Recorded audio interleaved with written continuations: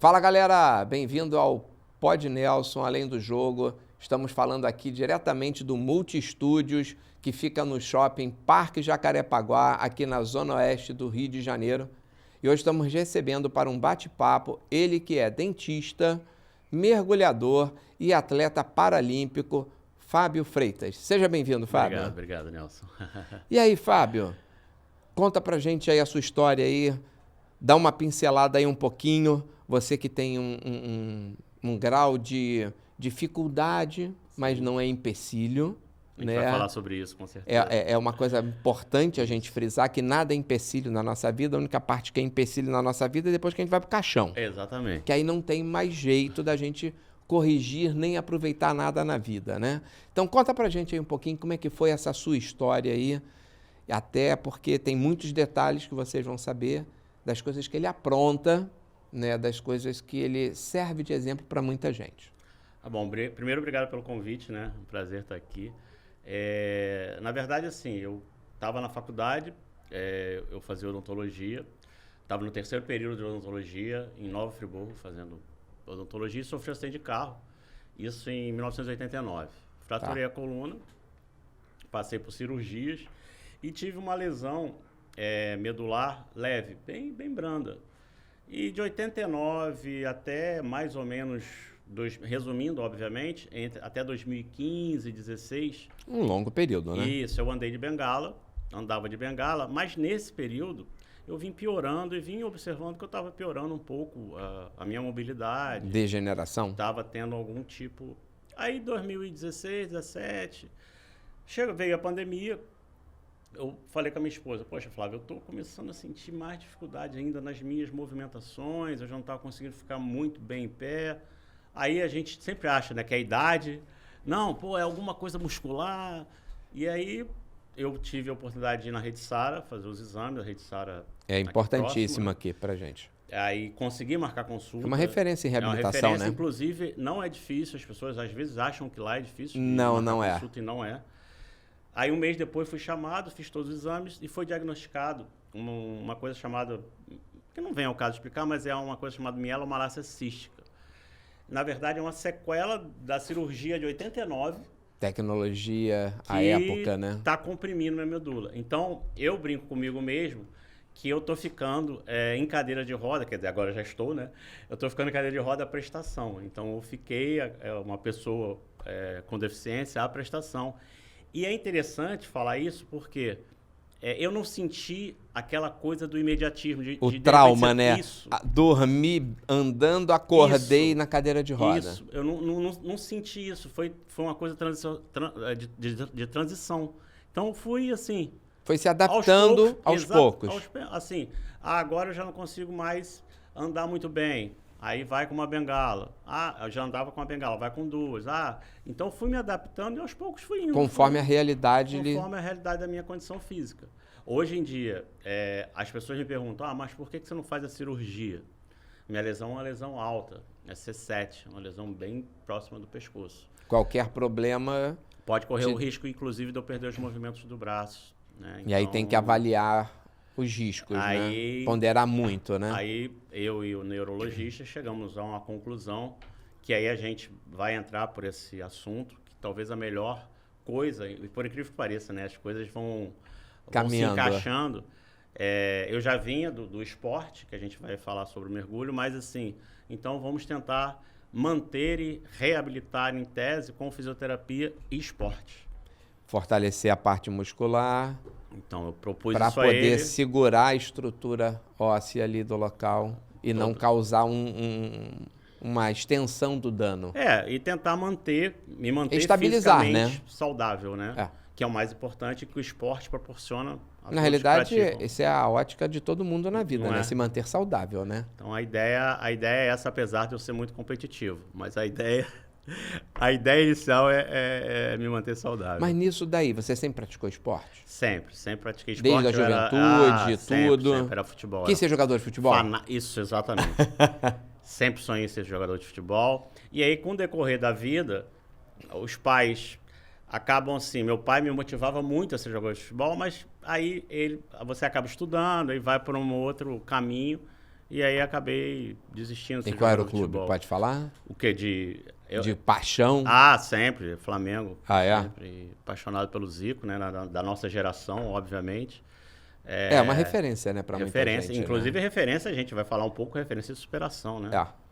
Um fenômeno, assim, é uma coisa que todo mundo tem que se espelhar, não só um cara... Uma geração diferenciada, fantástico. né? Sim. E meu pai sempre me levava pro Maracanã. E o bom é porque ele consegue ser ídolo do Flamengo e respeitado por todos os outros clubes, né? Ele é fantástico, assim. E aí, era futebol o tempo inteiro, futebol, e fui pra faculdade, aí a coisa... Né, meio ficou adormecida. Ficou adormecido e aí depois do formei. Acidente, como é que foi essa readaptação? Como eu falei, eu estava Porque o esporte é uma ferramenta importante para a inclusão, né? Eu estava no terceiro período de faculdade, a minha internação no hospital durou 5 meses. Eu fiquei 5 meses no hospital. Para se recuperar da cirurgia, Da cirurgia. E aí fiquei mais próximo de 1 ano com fisioterapia, até eu voltar a caminhar com bengala. E aí mas eu voltei à faculdade, ainda estava de cadeira de roda. Eu estudava em Friburgo e eu sou de Niterói, eu passei a estudar na UF. Aí entrei no 4º período da UF, me formei, e aí comecei a dar aula em uma faculdade aqui do Rio, e um amigo meu fazia mergulho, um amigo que dava aula comigo, dava aula de odontologia. Ele falou: Fábio, pô, tô vendo você, eu faço mergulho... Porque sempre pede natação, né? Então... eu fazia natação também, mas natação nunca gostei. Nunca lhe agradou? Natação e basquete. Basquete também, tentei jogar no Sara, também não é a minha. Aí ele falou: por que você não faz mergulho? Aí o nome dele é Fred. Eu falei: pô, Fred, não sei, cara, porque todo mundo tem essa coisa do mergulho, né? Muita gente tem medo de mergulhar. Porque acha como que vai respirar lá no porque fundo, não é só fazer mergulho raso com snorkel, né? Não. Aí um determinado dia, sabe quando você está em casa assim e fala: cara, eu não posso ficar ocioso dessa forma. Como é que eu vou ficar aqui? Não tem como. Eu liguei para o instrutor de mergulho que ele tinha me passado. Preciso levantar a cabeça e a vida segue, né? Exatamente. Liguei para o instrutor de mergulho, isso era num sábado. Fiz o curso terça e quarta. Sábado já estava mergulhando, fazendo a aula de mar, né? Porque você faz um curso teórico e depois faz a aula de mar. E domingo já era mergulhador de 18 metros, que é o básico, né? Quando você se forma em mergulho é o básico. E a partir daí já veio uma paixão totalmente. O fundo do mar é uma coisa esplêndida, é fantástica. E que nivela todo mundo, né? É fantástico. Ali embaixo todo mundo é igual, silêncio, né? Silêncio, uma paz, o comportamento dos animais ali embaixo. É que eu falo, às vezes... A gente brinca, é um mar de tranquilidade. Que eu puder imitando o Fagner, pudera ser um peixe, né? Pô, é fantástico, quem dera. E aí comecei, isso foi 2006, 2007, então demorou um pouquinho, de 89 até aí, até eu me formar, me estabilizar profissionalmente, inclusive um pouquinho financeiramente, porque mergulho não é uma coisa tão barata. Ou seja, o esporte entrou numa segunda etapa da sua vida. Entrou numa segunda etapa. A profissional ainda porque aí foi primeiro para poder se estabilizar. Fiz mestrado, enfim, me formei. Até então, porque a mobilidade era reduzida, mas eu conseguia dirigir. Não era incapacitante. Não, de forma nenhuma. Até hoje também não é, mas são aquilo que a gente começou a falar no início. Foi uma evolução. Eu consigo fazer as mesmas coisas, teoricamente, que eu faço de anos atrás, só que adaptado, né? De uma forma adaptada, diferente. E aí eu comecei a mergulhar, ia para Real do Cabo todo final de semana, e aí chegou um determinado dia que a Real do Cabo estava aquele mar caribenho. Sim, e para quem não sabe, é a capital nacional do mergulho, Isso, tá? Exatamente. E aí, no mergulho, existe uma coisa chamada flutuabilidade. O que é isso? É você se mantém neutro. Eu não sei. Você mergulha? Não, nem nadar eu sei. Não consigo. Você tem um colete equilibrador ali que você infla, você enche de ar ou tira o ar e você se mantém. E nesse dia, eu consegui ficar neutro ali na água. E a sensação... Parado. Nem subia, nem descia. Zero gravidade. Zero. Assim, a sensação foi... Literalmente boiando. Eu cheguei em casa quase chorando, conversando com a minha mulher. Flávia, e consegui. E a partir daí, pronto. Aí foi uma paixão... Foi superação total, né? Avassaladora. Aí comecei a participar de torneios, porque eu comecei a fazer fotografia subaquática. E comecei a participar de torneios em 2009, torneios brasileiros. E aí me deu a oportunidade de mergulhar praticamente o mundo inteiro, conhecer lugares jamais antes. E aí é aquilo, né? A deficiência ela não pode ser imposta como uma limitação para a nossa vida, né? Não, e não me limitou em nada. Assim. Pelo contrário, ela te abriu N oportunidades que você acha que talvez nunca pudesse ter passado na cabeça que de repente ter conhecido o mundo inteiro mergulhando. Eu jamais imaginei que isso fosse acontecer, assim. E aí é interessante como às vezes a vida ela muda a trajetória, né? Como um acidente. Porque as pessoas às vezes pensam assim, caramba, aconteceu isso na vida dele ou de qualquer outra pessoa. E, puxa, aquilo foi ruim, né? Mas olha o lado bom. A vida sempre tem dois lados. Né? Então, a partir do meu acidente, eu conheci minha esposa por causa do meu acidente. Né? E a vida foi direcionada para um outro lado que eu considero espetacular. Sim, a vida tem sempre dois lados, o bom e o ruim. O que você faz com o ruim é o que vai definir o bom para sua vida. Porque todo mundo vai ter isso. Não existe vida boa para todo mundo, não existe vida ruim para todo mundo. É como você vai administrar esse equilíbrio é que vai te dar a direção. Porque as pessoas às vezes ficam vivendo daquilo, né? Aquela situação, não, mas eu sofri um acidente, e se? Mas isso não existe. O e se é terrível, né? Não existe, entendeu? Não existe. Caminhou, a vida te direcionou para aquele caminho e segue. Isso é uma coisa importante, Fábio, a gente levantar a cabeça, olhar para frente, aprender com o que deixou para trás e seguir. Isso. E não importa, a limitação está mais na sua cabeça do que no seu corpo.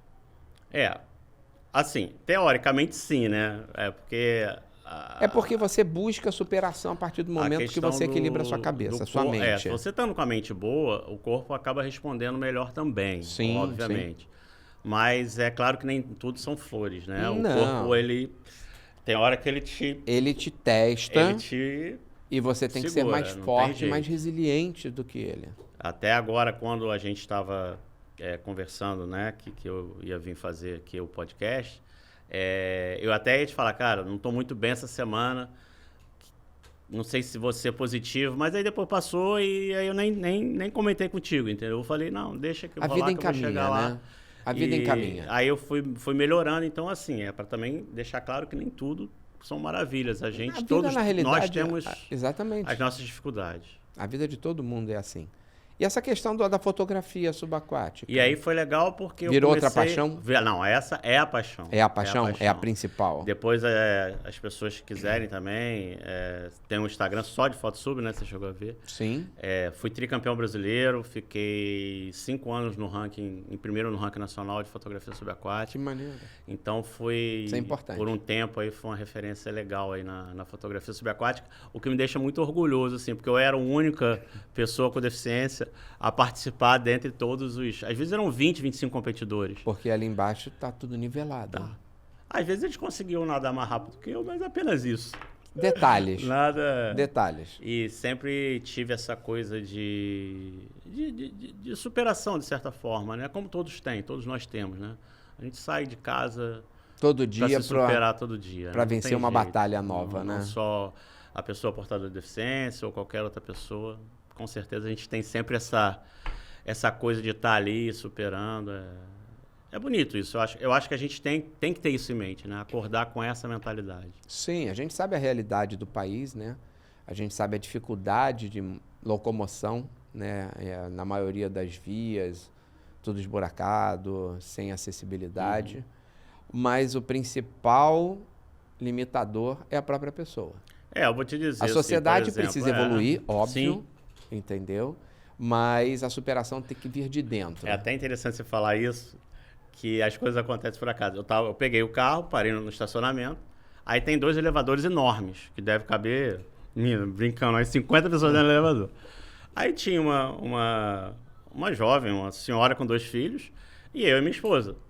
E aí ela abriu assim, para as crianças, fez assim, não, deixa ele entrar, deixa ele ir no elevador. E ela foi no outro elevador. Então, para lhe dar espaço, para poder ter mobilidade. Então, às vezes é falta de conhecimento de leitura, das pessoas. Né? Ela poderia ir no elevador comigo. Porque o elevador tem espaço, nenhum, né? suficiente. Então, as pessoas às vezes não são orientadas e elas não têm culpa disso. Não, você não. entende? É só reproduz o que recebe. Então não tem isso, não é porque às vezes é falta de informação mesmo. As pessoas precisam ser informadas para isso. Então é isso que é importante, informar as pessoas. Sim, sim. E aí, depois do mergulho? Depois do mergulho, né? Você se aventurou por outro esporte. Isso, aí que veio uma outra paixão, que foi o tênis de cadeira de roda. Né? O tênis de cadeira de roda, eu estava durante a Paralimpíada do Rio de Janeiro e eu também andava de bicicleta. Eu tinha um triciclo que eu andava assim, nesse triciclo eu andava por Niterói e tudo. E sempre gostei. Aí eu gostava muito de sair de manhã e andar com essa bicicleta. Agora eu não consigo mais, até doei o triciclo. E aí, olha que legal, eu pesquisando nos esportes paralímpicos, aí eu tinha um paraciclismo. Aí eu entrei em contato com uma inglesa, campeã. Eu falei, mas, poxa, como é que é sua bike? Aí ela começou, ela interagiu comigo, achei super legal. Sim. São acessíveis. Aí ela falou, não, o quadro é assim, é de carbono, de não sei o que lá. Eu fui ver o quadro, era 40 mil dólares. É leve, resistente. Eu achei, poxa, então esse esporte eu acho que não vai ser pra mim. Não. Aí tinha um tênis de cadeira de roda. Mas nisso, Niterói tinha uma pessoa de referência no tênis de cadeira de roda. Eu não sei se você tem o conhecimento, mas era o Zé Carlos Moraes. Ele trouxe o tênis de cadeira de roda pro Brasil, nos idos de 90. E ele era de Niterói. E aí eu falei com a minha esposa, pô, vamos ver o tênis de cadeira de roda na Paralimpíada? Vamos. Você estava disposto a entrar em outra modalidade? Eu estava disposto a tentar ver como que era o tênis de cadeira de roda. Aí entramos na quadra, eu falei, Flávio, eu tinha ido na quadra principal, eu já gostava muito de tênis por causa do Guga. E aí eu tinha ido na quadra principal, eu falei, Flávio, você tem que ver, a quadra principal tá linda, tá maravilhosa, você tem que ir lá, tem que ir lá. Chegamos lá, a quadra principal não tinha jogo. A gente podia ter entrado em qualquer quadra, qualquer. A gente entrou numa quadra, aí entramos no local de deficiente, aí tinha um outro deficiente do lado, eu parei do lado dele e comecei. Aí vendo jogo de dupla de cadeirante. E é só saibro, né, que dá pra jogar, né? Não, saibro e quadra A grama rápida. também? Rápida? A grama também. Mas aí, normalmente, grama quem joga são os profissionais. Tem o Wimbledon, tem o campeonato do Wimbledon na grama. Aí, era quadra rápida. Aí, um cadeirante do meu lado, comecei a conversar com ele. Aí ele falou, não. Aí eu falei com ele, não, tô interessado em jogar tênis de cadeira de roda. Você não vai acreditar. Aí ele olha pro lado assim, tá vendo aquele senhor ali, ó? Era quem? Era o Zé Carlos Moraes. Nada acontece por acaso, né? Inacreditável, né? Aí eu fui até ele. Você foi falar com a campeã mundial do paraciclismo, depois a referência nacional do tênis de cadeira de rodas. Aí fui até ele, aí ele muito simpático, ele é genial, assim, um cara, infelizmente ele não tá mais entre nós, mas é um cara que foi minha referência, assim, no tênis de cadeira de roda, e na vida também, mas isso aí é uma outra história. E aí ele falou, aí eu falei, boa tarde, meu nome é Fábio, Zé Carlos, poxa, eu queria jogar tênis de cadeira de roda. Aí ele falou, não, eu tenho uma escolinha, apareço lá na terça-feira. Aí eu fui lá na terça-feira, eles me emprestaram cadeira, me emprestaram raquete. Isso em 2016 para 2017, a Olimpíada foi 16, né? Foi em setembro de 2016.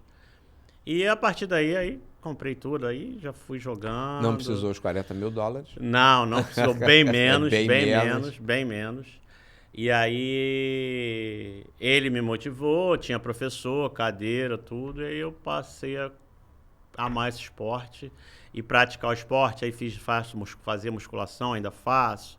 E aí, aquilo que a gente já conversou, aí que veio a importância do esporte para mim, né? Então, porque assim, a questão social, eu já era bem social, então aquela coisa, né? Já era bem resolvido, né? Já tinha. Mas ali o tênis de cadeira de roda, o convívio com o grupo do tênis de cadeira de roda, me deu uma baita experiência disso. Uma visão bem diferente, Totalmente. Né? Porque eu andava. Sim. E aí eu fui regredindo, né, de certa forma, né, que é a palavra, para cadeira. E aí eu comecei a ver pessoas ali no grupo do tênis de cadeira de roda sensacionais, com histórias maravilhosas. todas têm uma história espetacular. Por isso que a gente tem que dar voz para essas histórias. História de superação, história de... Não tem uma palavra, às vezes, para você expressar. Pessoas ali, de mas... histórias de bandidagem, que tomaram tiro e assim... E se encontraram na vida. Isso. É fabuloso, assim. E a gente vai conversando, são vários torneios que a gente disputa durante o ano, vai criando amizade com essas pessoas, vai conhecendo as histórias, aí você fica mais impressionado A oportunidade ainda. que o esporte promove na sociedade de maneira geral. E aí, as pessoas reabilitadas, sem mimimi, sem coitadismo. E não é só reabilitadas da sua dificuldade física. Mental. Mas a mental. E uma outra, social. Social. Muitos ali, com certeza. Né? A gente falou, não no meu caso, tudo bem. Graças a Deus eu tenho estrutura familiar fabulosa. Mas muitos precisaram se... Não, 90% dali. Né? Na verdade, assim, eu se me considero uma exceção. Incluir na sociedade. Né? Eu sou uma exceção. Pode ter certeza disso. Entendeu? Agora, ali, a grande maioria... Nossa, tem cada história, se a gente parar para contar, que não tem tempo. Cada história ali, sensacional, sensacional. E eu aprendi muito com eles. Aprendo até hoje muito. Apesar de eu acho que também aprendem comigo, mas cada história de vida ali fabulosa. Sim, sim. A gente precisa valorizar esse legado, né, que acaba sendo deixado por essas histórias, que às vezes se perdem com o tempo. Né? E a gente está numa praça de alimentação de um grande shopping, e as pessoas passam para lá e para cá, cada um com a sua história, cada um com a sua realidade. Né? Ninguém tem história melhor ou pior do que ninguém. Tem Perfeito. A sua história. Perfeito. Eu também, eu penso assim também. Então, essa ótica serve também para eles. Eles têm cada um a sua história. Eu penso assim Não é também. pior nem melhor. É simplesmente de cada um. Porque é importante, quem está vendo, o cadeirante ou o deficiente, ou quer que seja, não é o coitado. Não é a pessoa que você tem que olhar e falar, poxa, coitado, ele está na cadeira de roda. Né? Ele tem a história dele e ele é feliz daquela maneira, com a história que ele está contando para a vida dele. E todos nós, como você falou, temos a nossa história. Então, o fato dele não estar andando não significa que ele seja infeliz ou não é um coitado. Limitador para a vida dele. Mas as pessoas ainda têm muito isso. Né? Sim, de olhar... ainda existe o olhar muito, preconceituoso. Muito. Até por falta de informação, né? Aquilo que a gente estava discutindo. Então, assim... Cultura é tudo, né? É muito... Você sem cultura, você não consegue reproduzir uma informação adequada para respeitar as diferenças. Na realidade, a única coisa que acontece é o que deveria acontecer na sociedade em todos os níveis. A gente respeitar as diferenças, não importa quais sejam. Né? Pode ser por uma questão física, pode ser por uma questão religiosa, pode ser por uma questão de tom de pele. Sim. Né? O princípio básico que a gente tem que ter é do respeito pelo próximo. Todo mundo é igual no final das contas. Todo mundo nasceu da mesma forma e todo mundo vai para o mesmo buraco. Né? Exatamente. O que define a nossa vida são as nossas atitudes. Sim, concordo. E isso daí é o que vai nos fazer diferentes uns dos outros. O restante é mero detalhe. É detalhe técnico. Essas coisas assim, mas já estão sendo mudadas, assim. Eu acho que aos poucos, ainda estamos caminhando. É uma longa estrada. Sim, a gente já consegue enxergar muitas melhorias. Mas ainda tem uma estrada muito longa ainda para ser pavimentada. Aqui, por exemplo, eu cheguei aqui sem dificuldade nenhuma. Sem dificuldade nenhuma, né?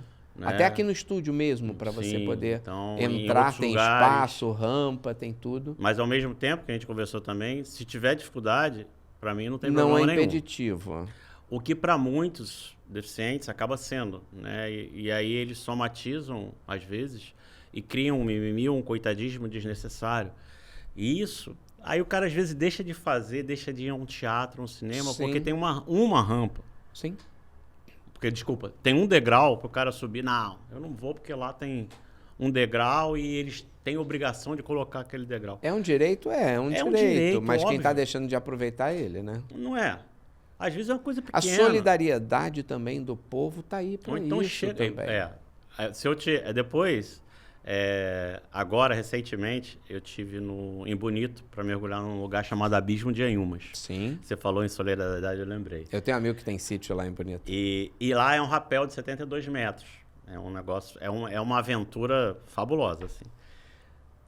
Nossa, mas a gentileza e a solidariedade da equipe do local foi uma coisa tão legal, tão fantástica. Não precisa acessibilidade, entendeu? Né? A solidariedade custa, supre assim, tudo, óbvio, né? tem que ter, mas o que custa você ser carregado para você participar de uma aventura com segurança? Lógico.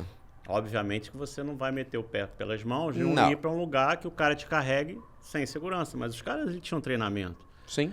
Entendeu? Então, o protocolo ali era rígido, né? Sim, de segurança. Em relação eles têm à segurança. Tal, acho que é ESG, desculpa se não é esse termo, mas é um protocolo lá de segurança. É uma NR da vida. Isso. Então, é uma norma técnica. E aí eu vivi um dos melhores momentos da minha vida, porque você desce entre as pedras e você cai numa gruta. E nessa gruta tem um lago azul de água transparente. E você mergulha nesse... Então, assim... Eu ia deixar de fazer isso porque 4 pessoas iam me carregar para me colocar no rapel? Nem pensar. Nem pensar. A vida vale mais. Dentre outras coisas que eu já fiz. A vida e a experiência proporcionada é maior, né? Do que a limitação. Uma outra coisa que eu posso... que eu acho legal de falar também, eu acho que você acabou não... Ou você viu, mas é uma coisa legal, que muitas pessoas me perguntam, mas qual foi seu mergulho mais... O seu melhor mergulho ou o seu mergulho mais perigoso? Né? O mais bonito eu sei, mas o mais perigoso eu fui para Bahamas, fiz a viagem para mergulhar com o tubarão-tigre. E aí você fala, mas você é maluco? Não sou maluco. Foi sensacional. Lá é com gaiola ou não? Não, sem gaiola. Sem gaiola? Eu tenho as fotos. Gaiola é só tubarão branco, né? Então assim... mas não, poxa, é o que eu queria fazer. Eu fiz. Sabe? E por que eu vou botar empecilho? Tive lá, bota no barco, desce do barco, sai, pega a câmera. Vambora, tem que ter. Vambora. Tem que ser espirituoso, né? Vambora. E dentre outras coisas, já fiz coisas bem legais assim. E sempre na companhia da minha esposa e principalmente dos meus amigos, que são guerreiros. Então, o apoio familiar. Sim. É importantíssimo, né? Desde o início, né? Porque, obviamente... São etapas, né? Eu sofri um acidente com 19 anos. Então, se você pega um garoto, né, de 19 anos, no auge da vida, e ele vira um bebê, você, ali, naqueles primeiros momentos, você... voltar a aprender do zero, tudo, né? Exatamente. Voltar a aprender a andar, voltar essas coisas. Uma estrutura familiar, e aí? Como é que faz? Como muitos não têm. Por causa disso que eu falo... Obviamente eu sou diferenciado, eu sou uma pessoa que teve suporte, teve apoio. Tive total, dos amigos, da família. Mas às vezes nada disso ajudaria se sua cabeça também não tivesse focada naquilo que você precisava. Seguir com a vida. Outro dia eu estava comentando com uma amiga minha, e é interessante isso, porque eu não sei porquê, tá? Eu não sei te explicar, talvez você consiga me explicar. Apesar de eu ter meus momentos de fraqueza e de tristeza, eu não consigo ficar... deprimido. Eu não consigo ficar triste por muito tempo. Talvez eu fique 2, 3 dias e aí acaba, simplesmente acaba. E aí eu não sei explicar isso assim, mas é meu.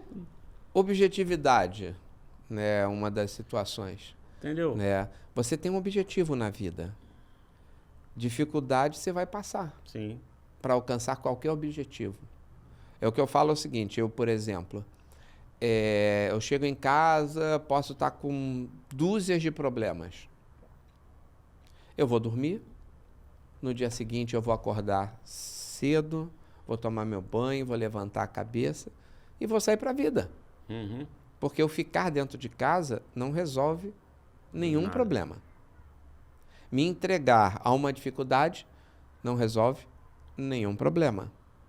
Me limitar por isso não me resolve nenhum problema. Não vai resolver, obviamente. O que resolve seus problemas é você levantar a cabeça e ir à luta. Então, essa objetividade é que faz a gente todo dia levantar disposto Óbvio, acreditar em Deus, entender que tudo tem um momento para acontecer na nossa vida, tem um propósito, a gente precisa ter muita resiliência e resignação, principalmente pós-período de pandemia, com tudo que aconteceu na nossa sociedade, amigos que perdemos nessa jornada aí que foi essa pandemia, né? Só que a gente tem que aprender que nos momentos de dificuldade é onde se sobressaem as grandes soluções. Uhum. Então, quando foi imposto uma grande dificuldade na sua vida, foi proposto uma grande oportunidade de mudar o seu caminho. O que você ia fazer? Se entregar para uma dificuldade ou mudar a sua vida? Você escolheu mudar a sua vida. Exatamente.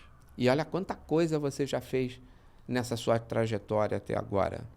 Porque simplesmente você fez uma escolha lá atrás de ou eu me entrego ou eu vou buscar o meu caminho. Qual é o meu caminho? Não sei.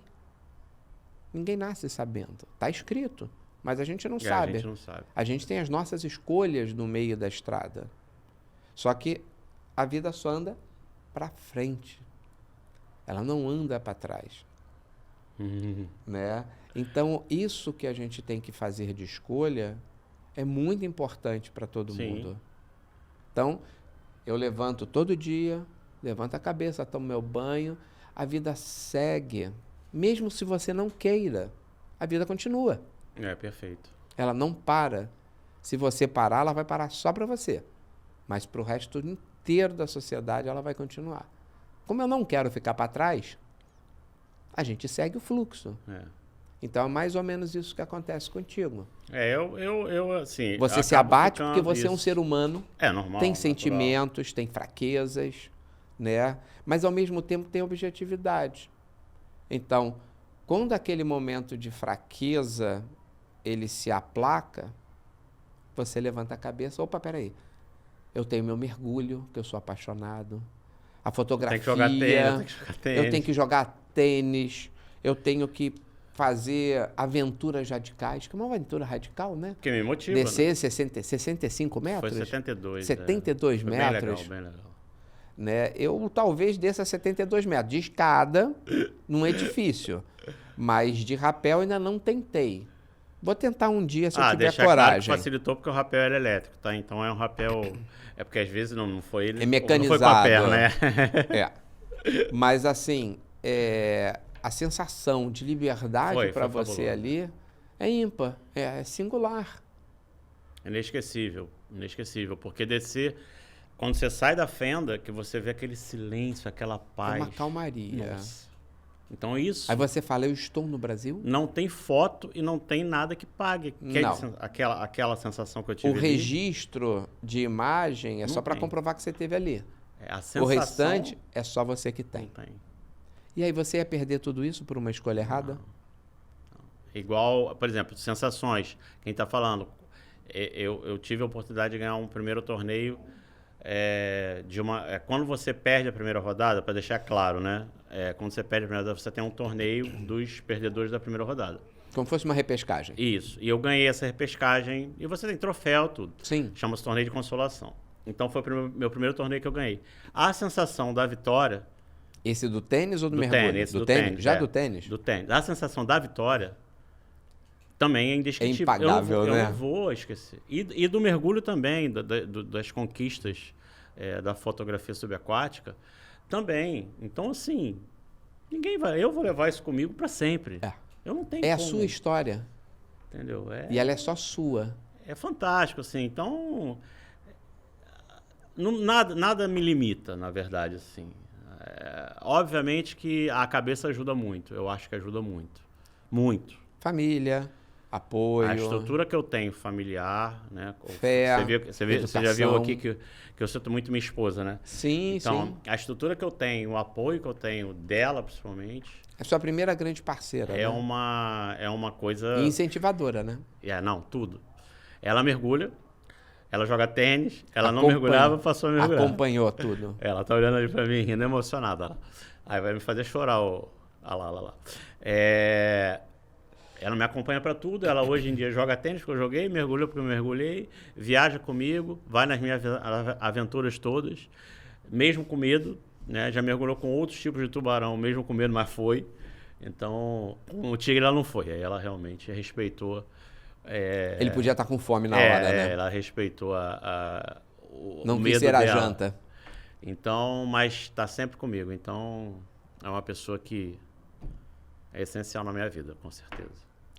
E aí onde você Foi encontraria isso se não fosse com a sua vida que Deus lhe proporcionou? Eu sou muito grato por isso.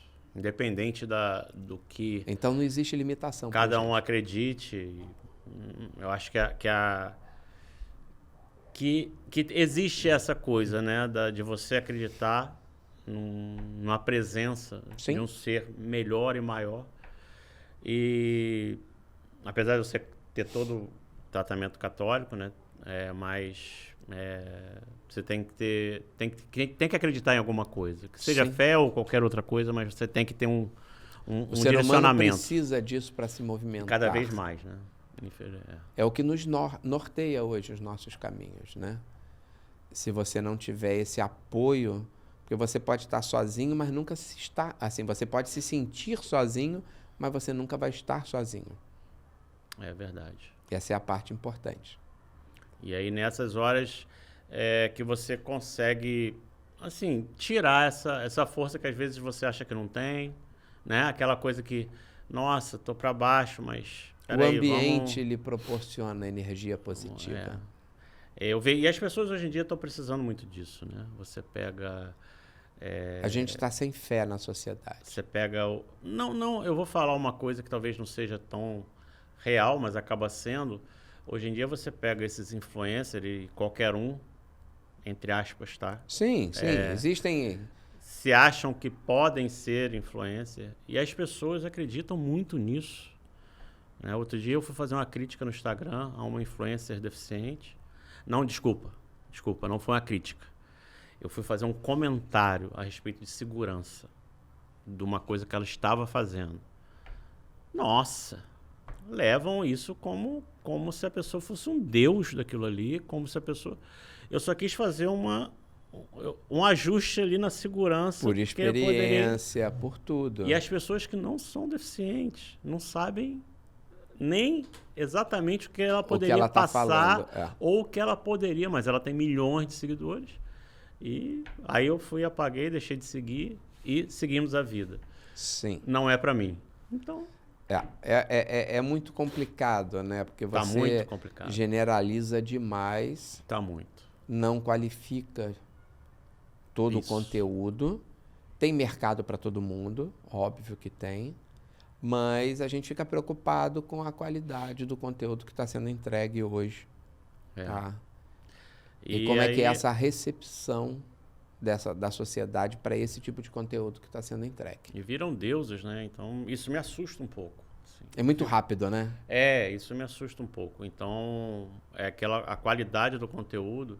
Então, eu acho que a gente tem que tomar muito cuidado.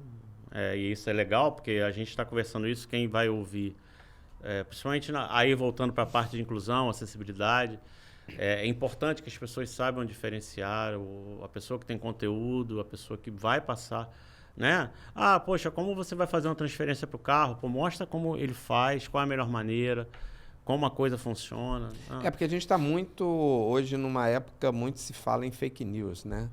Então hoje você gera um conteúdo hoje na internet que você não sabe se ele é real ou não. Você não consegue mais saber. É tudo editável, manipulável, tendencioso, você não sabe. Pode ter uma inteligência artificial por trás. Então, assim, se você não procurar, pesquisar, se instruir primeiro antes de acreditar naquilo que você está vendo, realmente a gente vai ter um problema ali na frente. Né? O que a gente tem que se preocupar e orientar, principalmente os jovens, nunca acreditem de momento inicial em nada do que você está vendo. Mas não desacredite em nada. Simplesmente pesquise. Exatamente. Porque o pesquisando, além de você saber se aquela informação que você está recebendo ou aquela orientação, não importa o conteúdo, é real ou não, você também está fazendo uma outra coisa que é muito importante. Você está adquirindo conhecimento. Exatamente. Então, ao mesmo tempo que eu estou me certificando, eu estou me qualificando. Hoje, não se qualifica e não se verifica. A gente só compra a ideia daquilo ali é real. E defende, e tem acabou. gente que defende com unhas e dentes, né? Defende E aí a gente forma... passou muito por isso em eleição, essas coisas todas aí de política, que não é o nosso foco, mas de fake news para lá, fake news para cá, muita gente se fala, né, se falam nas conversas sobre esse tema, mas te garanto que a maioria não sabe nem o que é. Sim.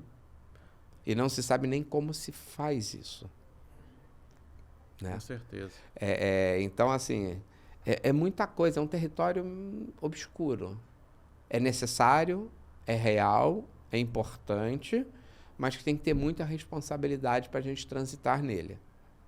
E a gente precisa orientar bem os nossos pequenos, né, sendo filhos cuidado, ou não, de que nem tudo que está ali é real, mas nem tudo que está ali também não deixa de ser real. Né? Porque o mesmo não real, dependendo do ponto de vista, ele é real. Meio de um mês, parece. Mas por quê? Ele não é real porque aquilo não existe, mas é real porque ele existe. Eu estou vendo ele lá. Então, assim, o resultado que ele traz é a manipulação da informação, por exemplo, é que não deve ser aceito. Mas real ou não real é uma subjetividade ali. Porque também se você tiver conhecimento, você consegue discernir, em tese, o que seria... Às vezes você com discernimento, não, né? Você tem dúvida. Exatamente. Porque a construção, a narrativa é tão bem feita que você tem dúvida, às vezes, do seu conhecimento de se aquilo é ou não é. Por isso que eu falo que às vezes a verdade é subjetiva, depende de quem está vendo, o interesse de quem está vendo aquele resultado construído, né? Aquela narrativa sendo desenvolvida ali. Isso então, é importante. Isso a gente passa hoje na questão da acessibilidade, a gente passa isso na questão de inclusão, né, das pessoas com deficiência. Às vezes a própria nomenclatura que a gente vai utilizar já é um problema.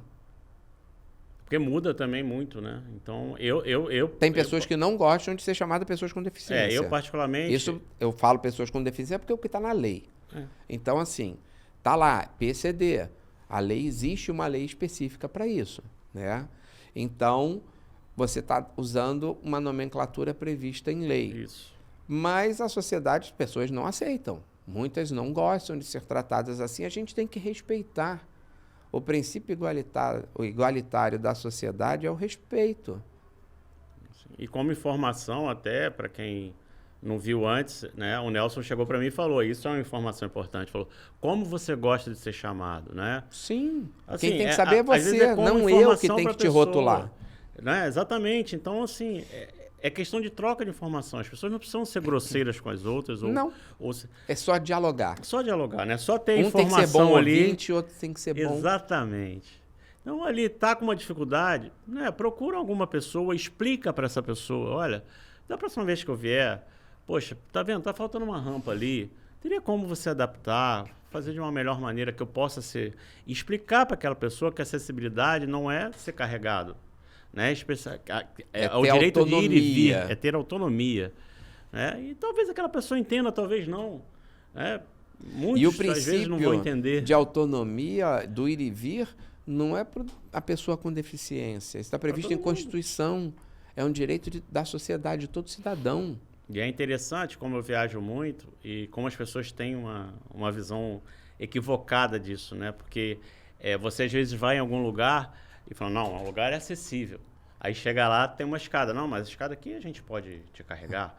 No meu caso específico... O que é ser acessível, né? No meu caso específico, dependendo do grau de dificuldade, eu não brigo muito não, mas sou eu, tá? Então, não, sim, por favor, pessoal. Não entre num mérito de falar que eu não brigo pela causa, né? Obviamente que eu também, sendo deficiente, em algumas situações, mas eu brigo de uma forma diferente. É uma forma que não é saudável, briga. né? É uma forma que eu vou conversar com a pessoa e se ela entender que aquilo faz bem pro negócio dela, né? Beleza, ela vai adaptar ou não, mas eu não vou chegar e vou, não, eu não vou nesse lugar. Se eu tiver a fim de ir, eu vou. Não é...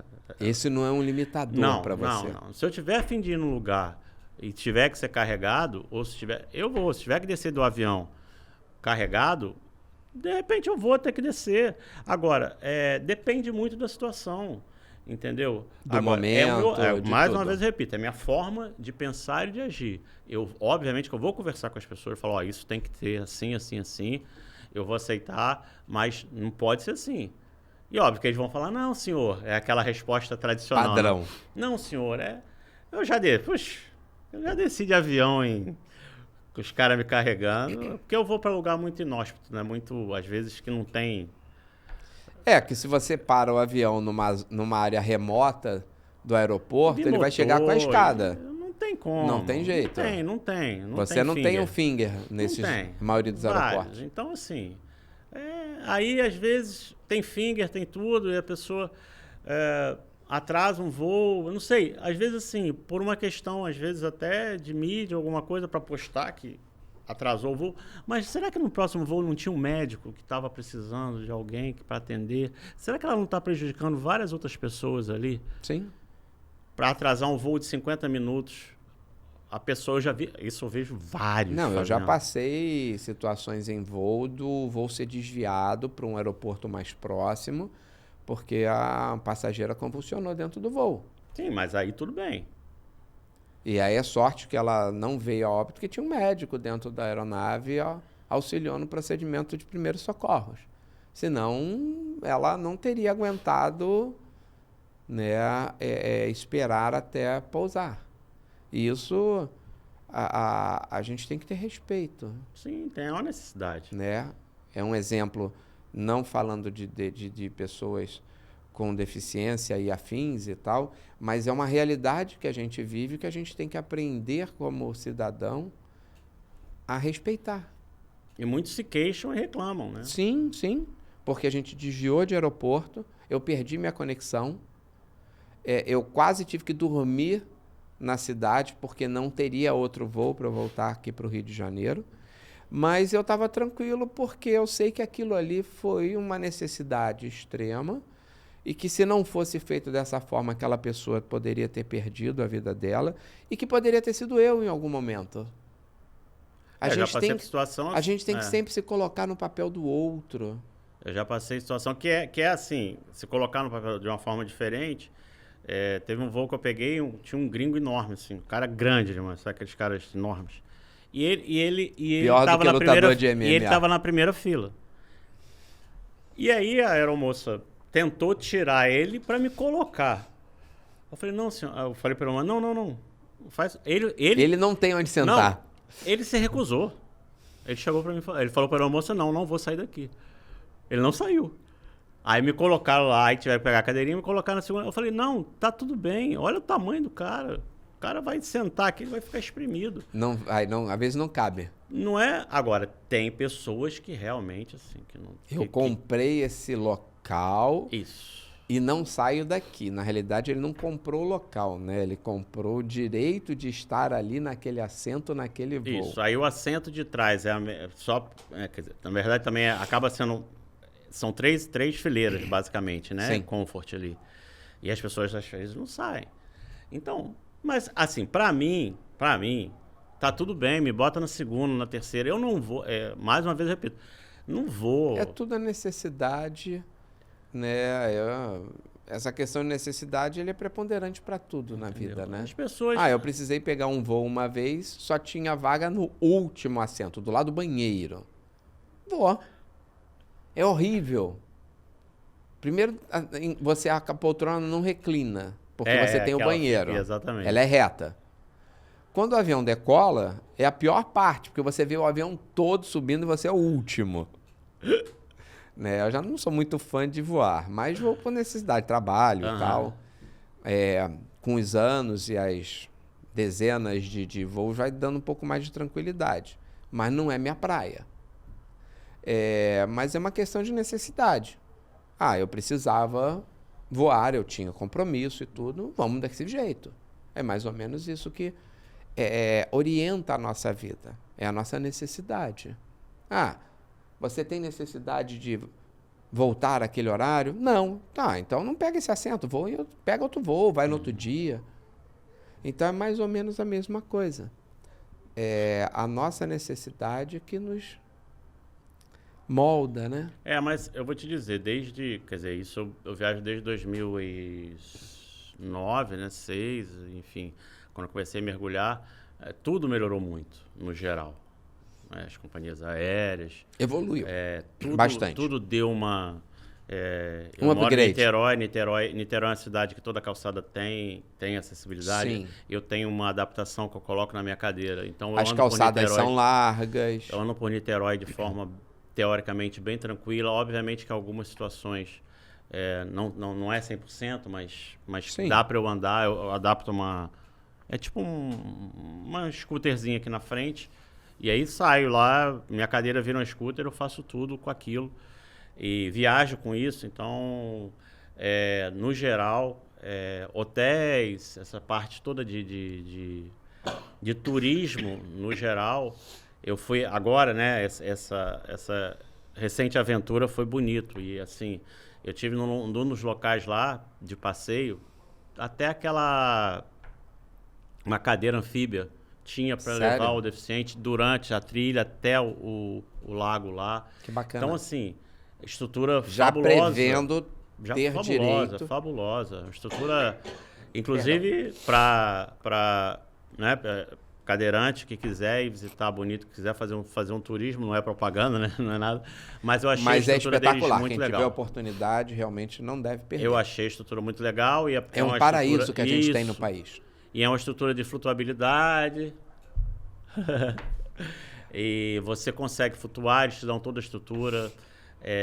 Bem legal lá, me surpreendeu positivamente a estrutura deles de turismo lá. Nem tudo foi uma maravilha, mas é um pedaço do Pantanal que vale a pena visitar. Então tem uns passeios lá bem interessantes para cadeirante, assim, de estrutura. Assim, quem curte turismo, o Brasil tem N oportunidades, inclusivas ou não, vai depender do teu grau também de dificuldade, né? Tem umas que realmente não dá.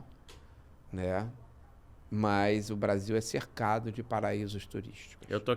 Eu ainda não fui, mas eu sei que tem um hotel em Socorro, acho que é São Paulo, que ele é totalmente...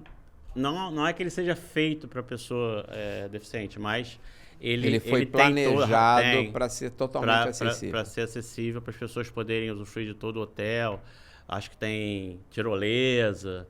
anda a cavalo, então tem toda uma coisa legal para... Aí vou te fazer uma pergunta assim, já para dar uma mexida aqui com ela.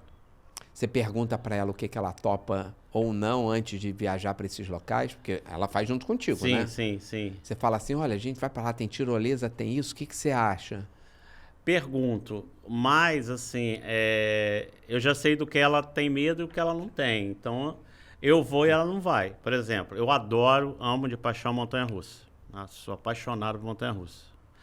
E a gente foi numa viagem que eu não saía das montanhas-russas. Aí eu aproveitei meu direito de ir e vir como deficiente e entrava nas filas. Porque não entrava na fila, né? E aí, às vezes, quer dizer, entrava na fila, né? Passava a pessoa que estava organizando, deixava eu ir 2 vezes, assim. Ele não me tirava do local. Não, vai lá. Vai de novo, não tá tão cheio.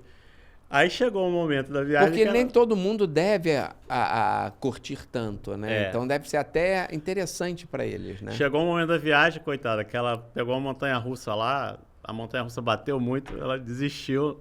Aí isso é uma coisa assim, que a próxima viagem que eu planejar que tenha montanha-russa, eu vou ter que ir com um amigo que gosta muito de montanha-russa, porque eu já sei que ela vai 2 vezes e não vai mais.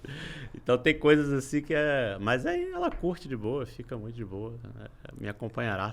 Ela também já curte bastante também essa parte ecológica, né? Sim. Ecológica, é artista, faz artesanato como ninguém, tem uma criatividade incrível, assim. Então, me surpreendeu ela ter jogado tênis, porque ela não é muito muito assim, esportista. Nunca subestime a capacidade feminina. É verdade, cara. Porque me surpreende, tá jogando bem, jogando direitinho. Aí, pra quê? Pra me treinar, pra jogar comigo, sabe? Pra cobrar, dizer que você tá jogando mal. Mas eu que cobro. Aí, sério? É. Você Às que é o vezes a gente Caxias joga nessa dupla, hora, joga valer, Aí né? ela, Joga Vera.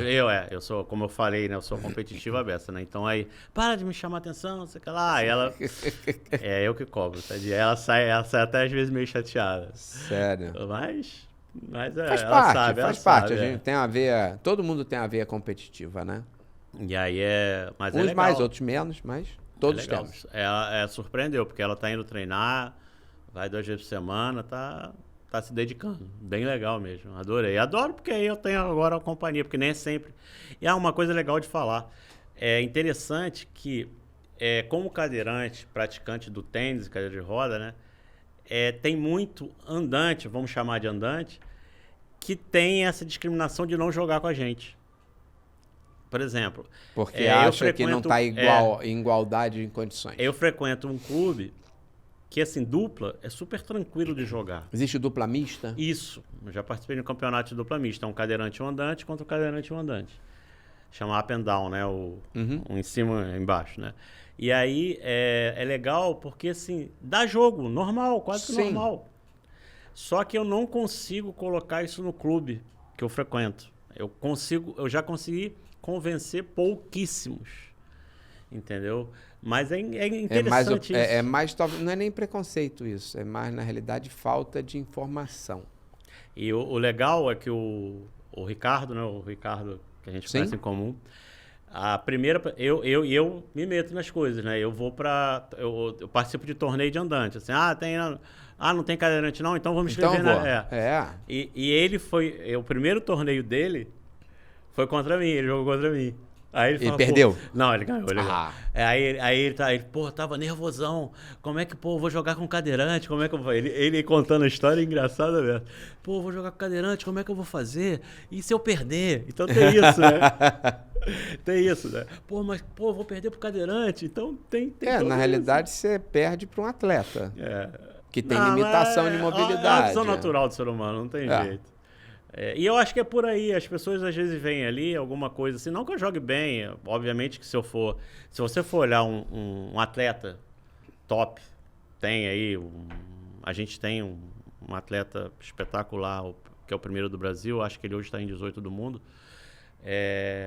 ele jogando, vai de baixo. Sim. Ganha de muito andante, muito. Não, inclusive agora, recentemente, não sei lhe dizer exatamente o tempo que foi, mas pegaram os atletas, né, profissionais e botaram em cadeira de roda para participar de um evento. Agora eu estava vendo ali o Djokovic. Recentemente. Ele foi um deles. Ele já tinha feito uma apresentação há muito tempo com um australiano, agora ele fez com outro australiano. Fez uma agora. Que é justamente para mostrar para o público que não é um bicho de 7 cabeças. A gente faz isso também. Lá no clube... eu já fiz isso e coloquei vários o pessoal que joga tênis lá, né? Coloquei na cadeira e eles ficaram impressionados. Porque eu não conseguiram jogar. Como é que você consegue fazer o que você faz aqui? Não consegue, porque tem que ter um treinamento, você ao mesmo tempo tem que tocar a cadeira, tem que segurar a raquete, tem que bater na bolinha, tem que rodar a cadeira, então O cérebro, ele começa a processar tudo diferente. Não tem como. Você sentar e jogar é muito difícil de você jogar. Então, eu brigo, entre aspas, eu tento inserir isso nas pessoas. Entendeu? Isso é legal, vem jogar isso comigo, é legal. então, senta na cadeira aí, vai ver como é que é. Entendeu? Por exemplo, sim, dá a oportunidade dele se sentir. O que me deu aula no decorrer de praticamente todos esses anos, não, ele já veio com o treinamento e ele Aqui e ele tem já essa sentiu, coisa, todo mundo passa aqui, dá tchauzinho pra gente. Inclusive ele sabe jogar na cadeira, ele é professor de tênis, sabe jogar, mas os outros que vieram, inclusive meu personal de hoje em dia, o que foi anterior, senta na cadeira e vamos jogar. Então, para eles terem essa sensação e essa experiência e verem a dificuldade e agregar também para a vida deles, né? Porque eles adoram. Eles passam a ser um multiplicador disso, né? E eles adoram, assim. Aí eu falo, tá vendo? Ó, e agora jogamos difícil. em igualdade de condições. Como é difícil, aí passam a te respeitar mais. Passam a ver dificuldade, né? Como é que é a dificuldade ali que a gente tem. Porque o tênis de cadeira de roda, ele tem duas classificações, né? Ele tem uma classificação Open e uma classificação Quad. A classificação Open, ela classifica pessoas que só têm algum tipo de deficiência nos membros inferiores. Então, um amputado, né? Uma pessoa que tem e tem totais condições físicas nos membros superiores. Já a categoria Quad, ela tem deficiências também nos membros superiores, né? E isso diferencia as categorias. Eu jogo na categoria Quad. Eu joguei muito tempo na Open, só perdia, porque a diferença física é muito grande. Né? É muito grande para um lesado medular. É muito grande. Eles são gigantescos aqui em cima, né? E você vê, por exemplo, você vê... porque aí é nadador, né? Mas você vê... O Clodoaldo esteve aqui comigo... ele é gigantesco em cima. Ele abre os braços da altura dessa mesa. E ter tronco, né? Quer dizer, você vê que eu tô aqui meu tronco já não é uma... Então, assim, isso diferencia muito. Aí, nessa categoria Quad, já é uma categoria que eu consigo ter uma mais equilibrado melhor. Com o grupo. E era uma categoria tão, vamos dizer assim, não tinha uma atratividade tão grande para a mídia, porque eram pessoas realmente muito debilitadas. Com mais deficiência. E aí eles abriram um pouco mais, agora está uma categoria... eu não vou conseguir, é difícil de eu alcançar a galera, mas a galera joga muito bem. Né? Isso é muito bacana. Bem, muito bem. Mas, Fábio, passou rápido a nossa hora aqui, hein? E olha que foi, voou. Falando que não foi nada combinado, foi um bate-papo mesmo. Bem informal, bem assim, despojado, sem nada. A única coisa que eu tive preocupação foi justamente aquilo que ele abordou, como ele gosta de ser, né, identificado, tratado ou referenciado, para que a gente respeite o posicionamento dele, que isso é uma premissa básica que a gente tem que ter na sociedade, de respeito, né, às escolhas do próximo. Então, tirando isso, foi um bate-papo realmente bem assim, solto, sem compromisso. Com conteúdo, sim, temos, mas sem compromisso com algum roteiro pré-estabelecido, né? Que é uma das coisas que eu tenho aqui, que é não ter um roteiro pré-estabelecido, para a gente ser bem à vontade e ter bastante liberdade nas coisas que a gente for falar. Mas eu sempre pergunto uma coisa aqui, de forma às vezes diferente, né, para os convidados, mas eu vou te fazer do mesmo jeito que eu fiz, né, com algumas pessoas aqui. Talvez tenha uma profundidade maior para você e para aquelas pessoas que vão estar nos assistindo depois nessa entrevista, nesse bate-papo, né? Sim. Aonde você se vê daqui a 10 anos? Rapaz, olha, eu vou te ser bastante sincero. Apesar de tudo que a gente conversou aqui e tudo que eu venho passando na minha vida, né? Então, eu estou tentando me reinventar a cada dia. Então, se você pega 10 anos aí, porque olha quanto de reinvenção eu vou ter que ter na minha vida. Mas a gente tem que ter objetivo na vida, né? Eu já brinquei com a Flávia, vou fazer kart. Mas não, aí ela vai ficar louca. É porque ela vai ter que fazer também. Porque daqui a pouco o tênis já não vai, realmente não vou ter a parte competitiva do tênis, que é o que me motiva, mas eu vou continuar jogando. E é uma resposta difícil, porque a minha ideia é não desistir. Eu não sei até que ponto eu vou levar essa minha pré-determinação comigo. Então, eu acredito que ainda 10 anos, o que eu quero é estar viajando. Como motivação, são as minhas viagens e algumas de mergulho. Eu ainda tenho algumas metas e objetivos para alcançar, então eu planejo as coisas. Eu tenho uma viagem que é uma realização de um sonho daqui a 2 anos, e ela já está sendo direcionada e planejada, já sendo construída. Então, A gente não falou, mas eu tenho 55 anos, daqui a 10 anos são 75, são 65. Então é muita estrada ainda para andar, mas eu espero estar bem de saúde para poder ainda fazer muita coisa e ter muita aventura. É isso que eu espero. A vida é uma aventura, né?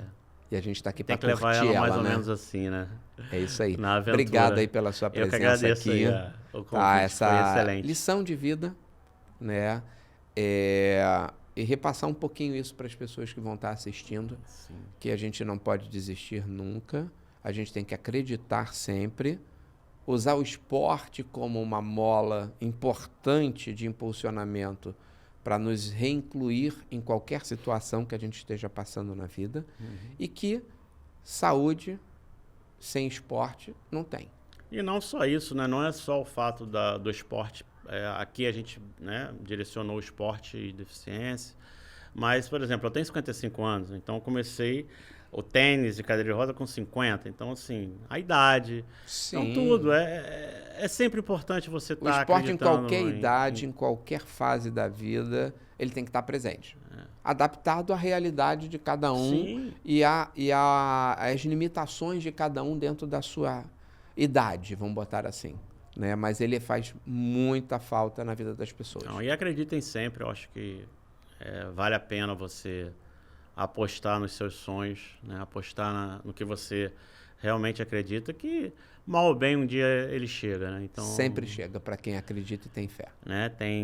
Esse direcionamento é muito importante. Eu agradeço de coração. Eu que agradeço também aí esse bate-papo aqui que a gente teve agora, tá?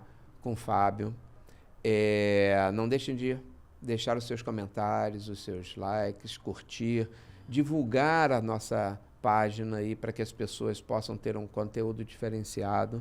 A gente falando sobre esporte, mas comentando também sobre a vida, né? Então, não deixem de deixar comentários construtivos do que vocês acham das nossas questões de limitação de acessibilidade. E aí a gente vai bater um papo, a gente vai trocar umas ideias lá nos comentários sobre isso. Obrigado aí, fiquem com Deus e até a próxima.